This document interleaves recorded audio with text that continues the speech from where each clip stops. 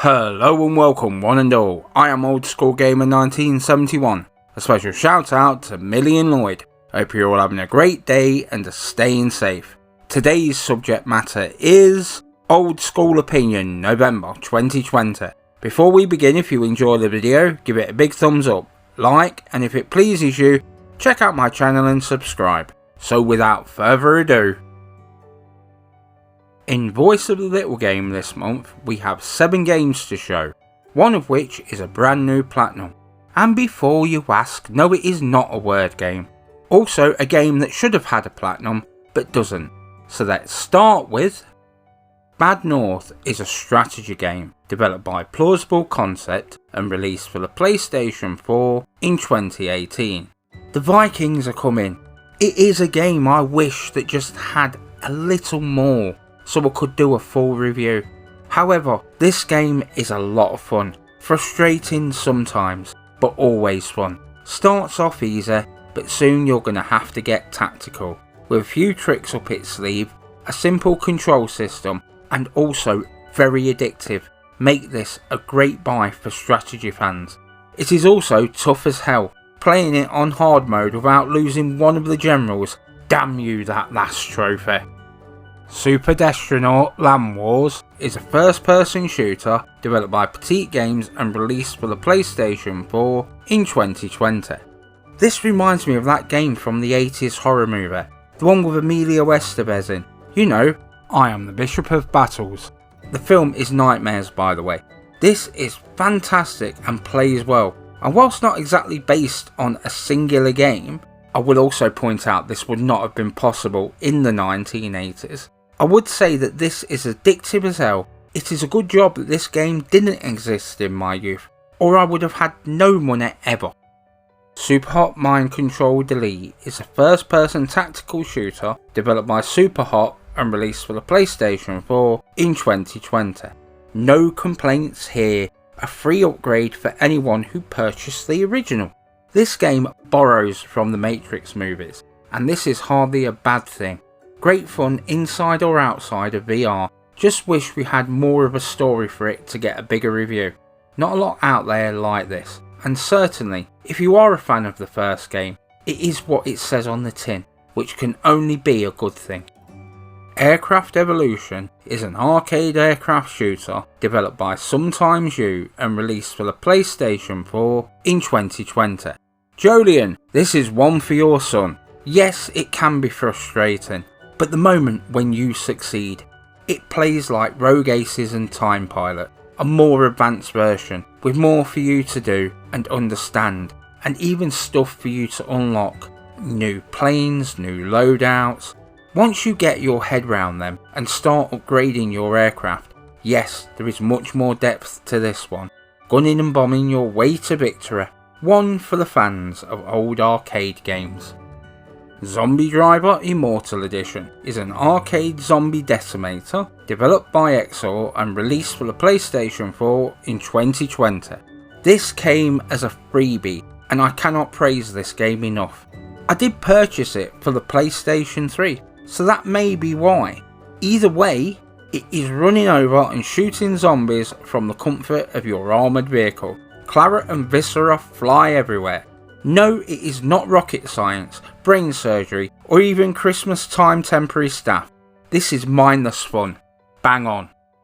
So the game with the platinum, Saints Row the 3rd Remastered, is an open world adventure game developed by Volition and released for the PlayStation 4 in 2020. This game is just so good, and even if there are bugs, just look them up before you go for the platinum. Still, all is forgiven once you start playing. As per usual, my protagonist has an English accent. Driving is a dream with a fantastic soundtrack. Coming with all the DLC, it is a lot of bang for your buck. Now can we please have a double pack of the first 2 games, then Saints Row 4 Remastered for the PlayStation 5, and then finally Saints Row 5. Please, come on. And finally, the game that deserved to have a platinum, but doesn't. What Remains of Edith Finch is an adventure game developed by Giant Sparrow and released for the PlayStation 4 in 2017. So the game is done and dusted, all the trophies are unlocked. Just a pity there was no platinum. But the journey was so worth going on, and even though I now know the ending, it is a journey I will travel on from beginning to end again at some point. This game has many game styles on show that come together to tell one family's unfortunate life stories. As with every time there is a new generation, there is so much news floating around. Rumours are aplenty, whether it's about Hideo Kojima and where his next game is going. Is the PlayStation 5 in trouble because they did not rush out PlayStation 5 consoles to reviewers and influencers? But I think I will go with Ghost of Tsushima sequel already in the works. After the success of the first game during the summer, whilst more than a little obvious of a sequel being released at some point, we do have some evidence of this. Jobs have been advertised at Sucker Punch. Writers with a knowledge of feudal Japanese history would have an advantage. Whilst not a confirmed announcement, as in naming the game, it is pointing in that direction. The original game itself is impressive in so many ways, some of which have been added by DLC, and I for one cannot wait to see where the series goes. Fingers crossed it is to become a series. This month I will be reviewing Dark Pictures' Little Hope and Grey Skies' A War of the Worlds story for the PlayStation 4, Assassin's Creed Valhalla and Spider-Man Miles Morales for the PlayStation 5. There will also be part 1 of the 20 best games for the PlayStation 4. I do not have a confirmed date for my PlayStation 5 yet, but cannot wait until it's sat on my desk. So who else has a PlayStation 5 pre-ordered, and if so, which model? And so, round the campfire this month, we have been discussing Xbox's almost overly defensive "we don't need to put future releases of Bethesda's games onto the PlayStation brand." And I will say, maybe you are right, you don't. And yes, in my opinion, this is the first time that Xbox has had something that will be in competition for the PlayStation brand exclusives. I know they've got Halo, Gears of War, Forza franchises, but to me they've been the same games over and over again. This is the first time they've got something new. I myself believe that competition breeds better games. That if Microsoft, Nintendo or even Stadia, if they have solid exclusives, then Sony will have to step up. Want proof? Look no further than God of War's reimagining, Marvel's Spider-Man, Horizon Zero Dawn, Ghost of Tsushima or Uncharted 4. So if Microsoft wants to keep Bethesda's games to its own brand, I look forward to seeing what games it inspires from Sony's studios as they look to create new studios with the talent they already have employed.